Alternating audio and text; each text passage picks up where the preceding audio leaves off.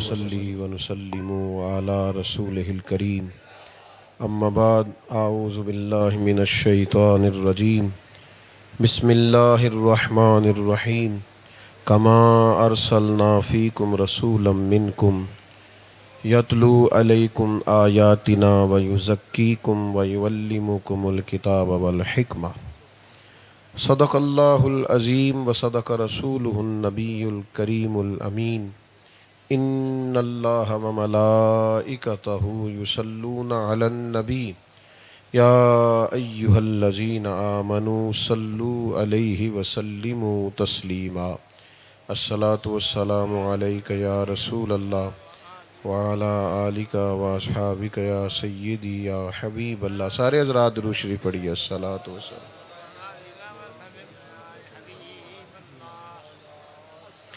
حمد و صلات کے بعد انتہائی عزت و تکریم کے لائق بزرگوں، قابل صد احترام بھائیوں، عزیز دوستوں، اسٹیج پہ جلوہ فراز حضرات، علماء، مشائخ، سادات، بالخصوص صاحب صدر حضرت صاحبزادہ محمد جنید علوی صاحب، حضرت قبلہ صاحبزادہ رضا مصطفیٰ نقشبندی صاحب، آپ نے حضرت علامہ انعام اللہ اشرفی صاحب قبلہ کی گفتگو بھی سنی، دیگر بھی معزز علماء یہاں تشریف فرما ہیں۔ چونکہ میرے ذمے بات کرنا لگایا گیا ہے تو نہایت مختصر سے وقت میں چند ایک گزارشات، بلکہ کوشش کروں گا ایک ہی آنسو میں کہہ دوں گا میں دل، طوفان بیجا لانے سے بھی یا چشم فائدہ، دو اشک ہی کافی ہیں اگر اثر کریں تو۔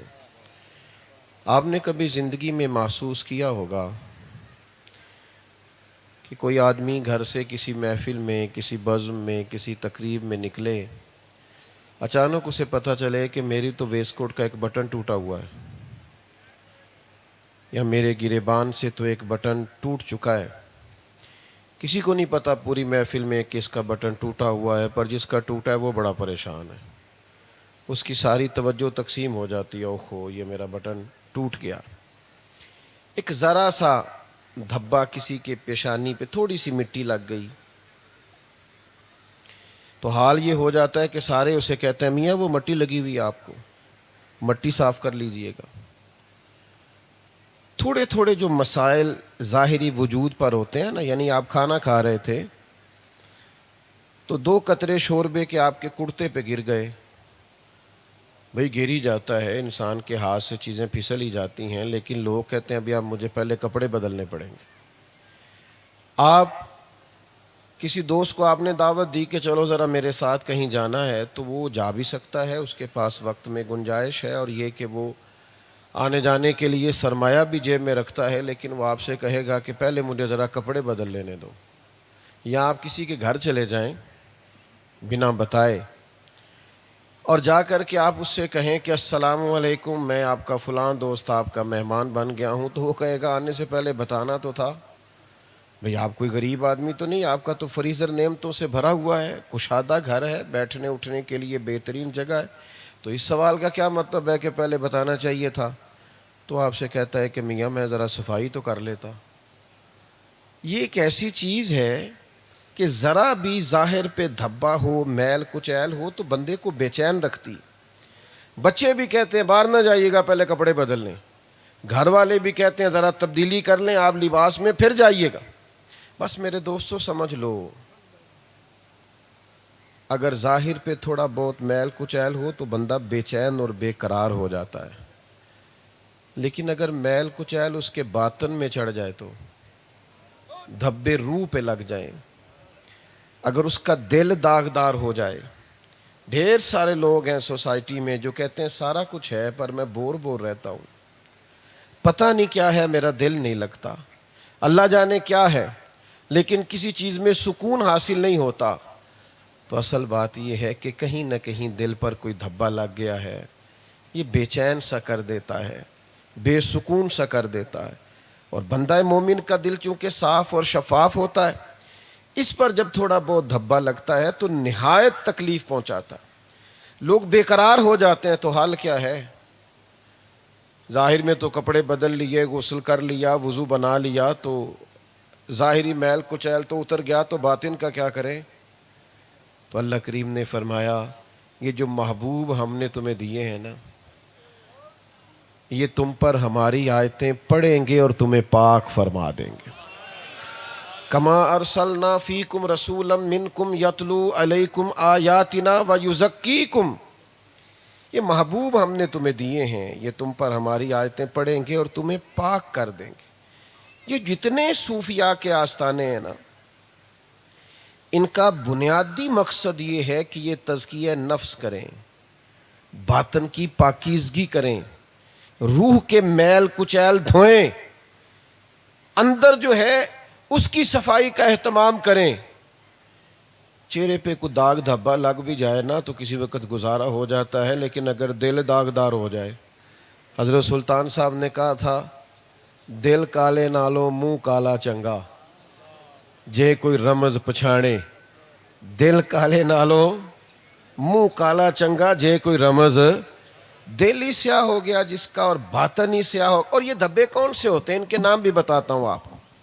حسد ایک دھبا ہے، تکبر بھی ایک دھبا ہے، عجب بھی ایک دھبا ہے. آپ کسی سے نفرت کرتے ہیں، آپ کسی سے عداوت کرتے ہیں بلا وجہ بغیر کسی شرعی عذر کے، تو آپ کے اندر دھبا ہے.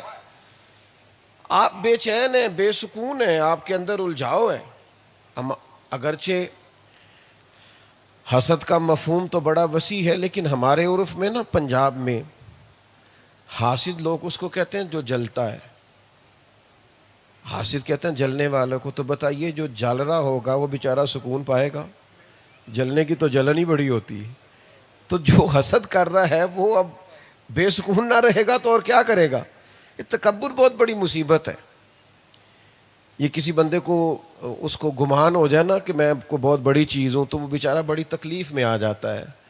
سیاسی، سماجی، فلاحی اور میری طرح کے دینی روحانی لوگ بھی، ان کو اسٹیج سے نیچے بیٹھنا پڑ جائے تو مصیبت کھڑی ہو جاتی ہے. وہ گردن اونچی کر کر کے اسٹیج سیکرٹری کو بتاتے ہیں کہ تمہیں پتہ نہیں لگا میں آ بھی گیا.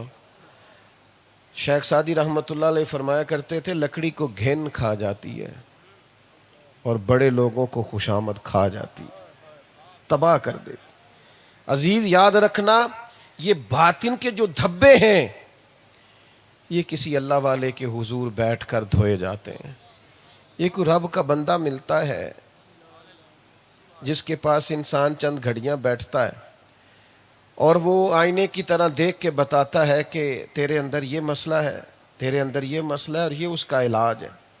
ہم نہ دل کی بیماری کو صرف وہ جو ہارٹ پیشنٹ ہے وہی بیماری سمجھتا ہے، حالانکہ دل کی بڑی بیماری یہ ہے کہ دل بے چین ہے، بے قرار ہے، الجھا ہوا ہے، یہ پھنس گیا ہے لالچ کے پھندے میں، ہرس ہے، ہوس ہے.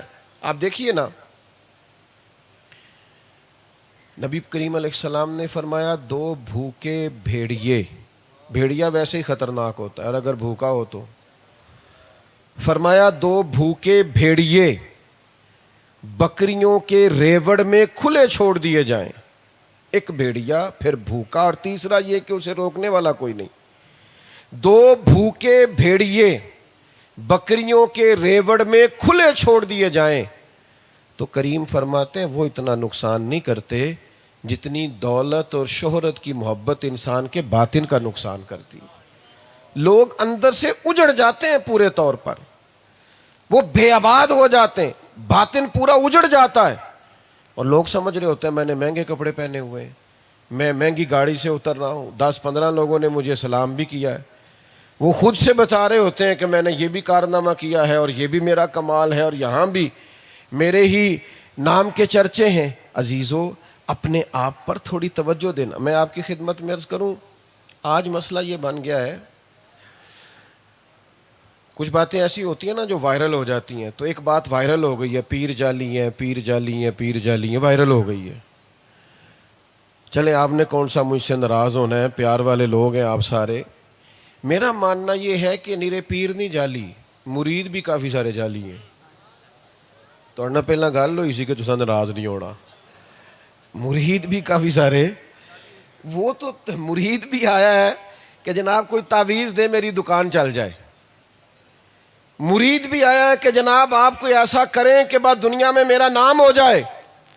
سینکڑوں سال پہلے حضرت سلطان صاحب نے رو کے کہا تھا رب دا طالب کوئی نہیں ملیا. اے تے جو ملے ہے طالب زردہ ہو. یہ تو دنیا مانگنے آئے.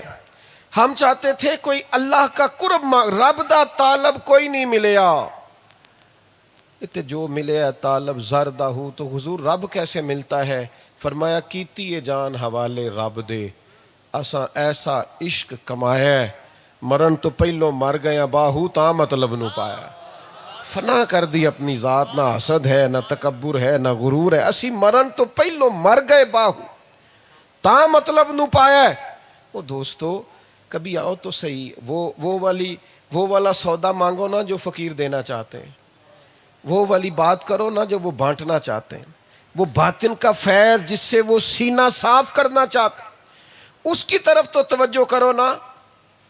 دیکھو نا حضور علیہ السلام نے فرمایا جب کوئی ایک گناہ کرتا ہے تو دل پہ ایک دھبا لگتا ہے. گھر توبہ نہ کرے دوسرا گناہ کر لے تو دوسرا دھبا لگ جاتا ہے.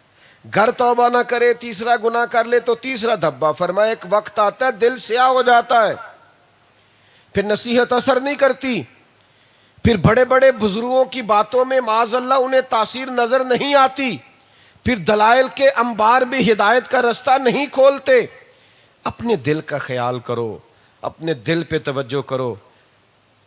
آج کل لوگ 30 منٹ آئینے کے سامنے کھڑے رہتے ہیں، بڑی توجہ کرتے ہیں اپنے آپ کو سجانے اور سنوارنے کی، لیکن درویش ہمیں یہ سبق دیتے ہیں.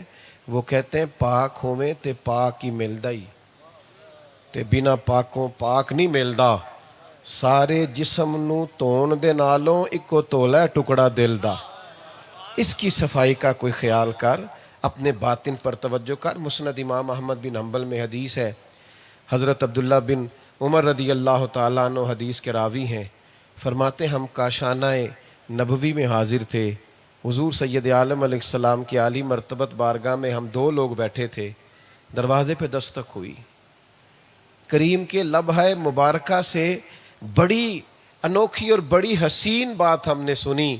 بندہ دروازے کے باہر کھڑا ہے اور حضور فرمانے لگے کھولو دروازہ، جو دروازے پہ آیا وہ جنتی ہے. فرماتے ہم تو ناز کرنے لگے کمال ہو گیا ہے. اور بندہ جب اندر آیا نا تو بھولا بھالا سا آدمی، تازہ وضو کیا، پانی کے قطرے داڑھی سے گر رہے ہیں، جوتے اور کچھ سامان بغل میں دبایا ہوا ہے. ایک چھوٹی سی بات اور کروں رک کے اگر آپ ناراض نہ ہو تو. بھولے بھالے بندے میں نے کامیاب ہوتے دیکھے ہیں. یہ جو بہت چالاک ہوتے ہیں نا، کچھ زیادہ ہی تیزیاں دکھاتے ہیں، اکثر پیچھے رہ جاتے ہیں. حضور نے فرمایا مومن نرم دل ہوتا ہے. سامنے والا سمجھتا ہے شاید بیوقوف ہے. مومن کے مزاج میں نرمی ہوتی. اس کی فرمایا یہ تو اس طرح ہوتا ہے جیسے اونٹ کے ناک میں نکیل ہے، بٹھاؤ تو بیٹھ جاتا ہے، چلاؤ تو چل جاتا ہے، یعنی بات مان لیتا ہے، ضدی نہیں ہوتا. لوگ سمجھتے ہیں شاید ہم بڑے چالاک ہیں، دیکھو ہم نے شیشے میں اتار لیا ہے. اور اب تو اتنا تیز زمانہ آ گیا، اب لوگ شیشے میں نہیں، اب تو چھوٹی سی شیشی میں بھی اتار لیتے ہیں. اب تو پتہ ہی نہیں چلتا کیا حال ہو جاتا ہے چند منٹوں میں. خستہ حالت ہوتی جا رہی. بھولا بھالا آدمی حضور کی بارگاہ میں آئے، سلام عرض کیا، سامان ایک کونے میں رکھا، دست بوسی کی، جو عرض کرنی تھی کی، اٹھ کے چلے گئے.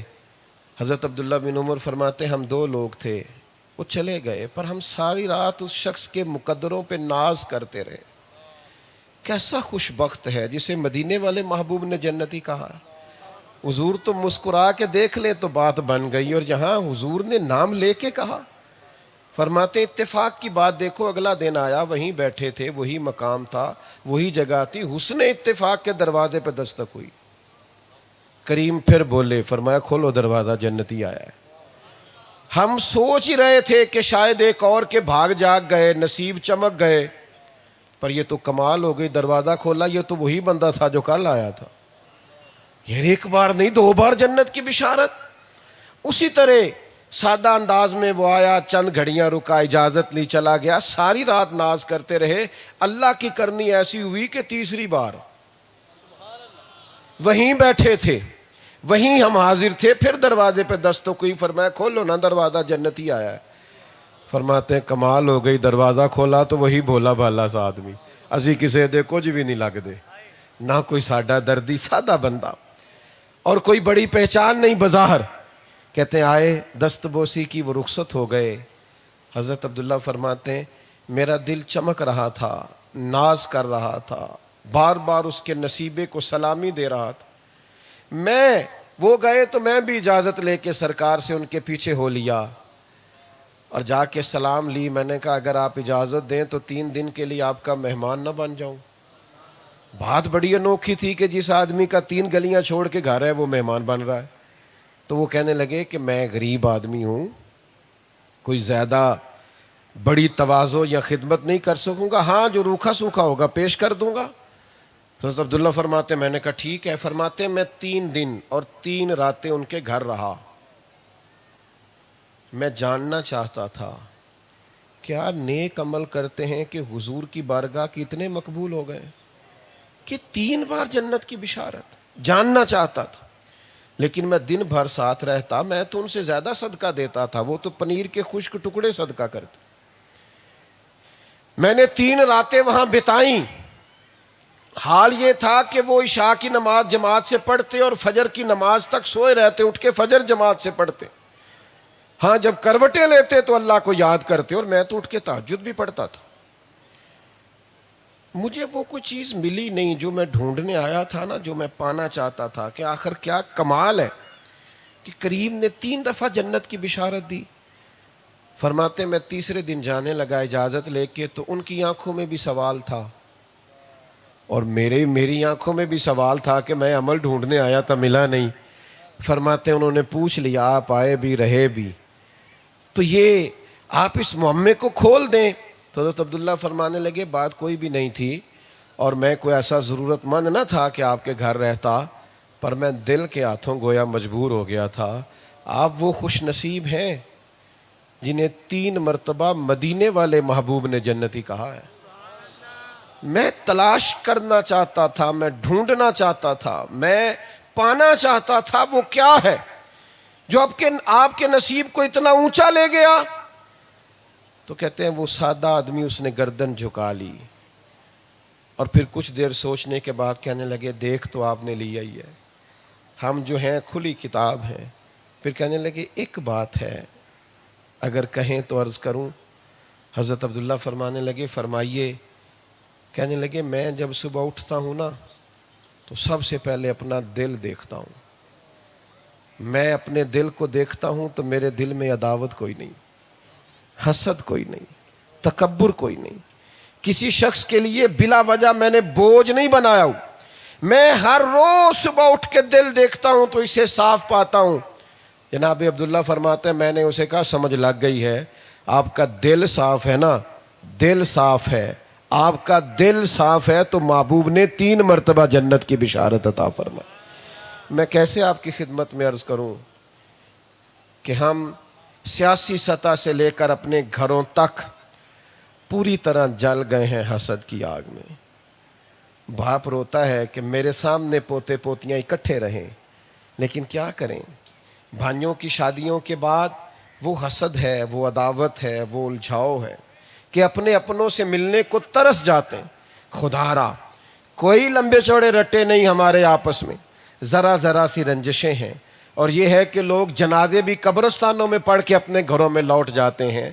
تھوڑا اپنے دل کو سمجھائیے, تھوڑا غور کیجئے, ذرا ترمذی شریف کے یہ لفظ تو دیکھیے. نبی کریم نے فرمایا اے انس, اے میرے بیٹے, آپ سے ہو سکے تو صبح اس حال میں کیجئے گا کہ آپ کے دل میں کسی کے لیے بغض نہ ہو. حضور فرمانے لگے یہ میری سنت ہے, یہ میری سنت. اگر کسی کے ساتھ شرعی مسئلہ ہے, کسی میں بدعقیدگی آ گئی, دین کے معاملے میں کہیں کوئی ایسا کام کرتا ہے تو شرعی عذر ہے, لیکن اپنی ذات کے لیے جو ہم نے اتنے فساد اکٹھے کر لیے, اتنی ساری عداوتیں پال لی ہیں, ان سے باہر آئیے. اپنی زندگی کو سادگی, عاجزی اور محبت والی بنائیے. اللہ والوں کے قریب لوگ کیوں چلے گئے تھے, کیا وجہ تھی کہ جنگلوں میں بیٹھے صوفیاء کے گرد بھی لوگوں کا رش تھا؟ اس لیے کہ وہ وہاں بیٹھ کے کوئی سیاسی گروہ نہیں بناتے تھے, وہ الگ پارٹیاں ترتیب نہیں دیتے تھے, وہ کوئی اپنے نئے گروپ نہیں تیار کرتے تھے, صبح شام وہ یہ راگ نہیں الاپتے تھے کہ میرے سوا کوئی بھی نہیں. وہ تو لوگوں کو پیار بانٹتے تھے, محبت بانٹتے تھے, صفائی قلب کی بات کرتے تھے. تو یہ چونکہ انسان کا ایسا مسئلہ ہے, بندہ دوڑتا چلا جاتا ہے جہاں سے اسے اپنے دل کی تسلی کی خیرات ملے.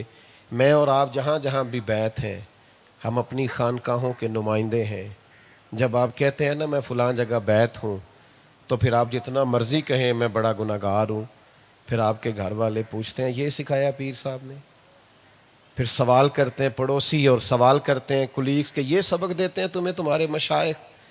جب کہیں اپنی نسبت کا اظہار کرنا تو پھر اپنے آستانے کا پاس اور لحاظ بھی کرنا، پھر یہ اس نسبت کا خیال بھی کرنا کہیں ایسا نہ ہو میری اور آپ کی وجہ سے کوئی کسی بڑے کو معاذ اللہ بات کرے.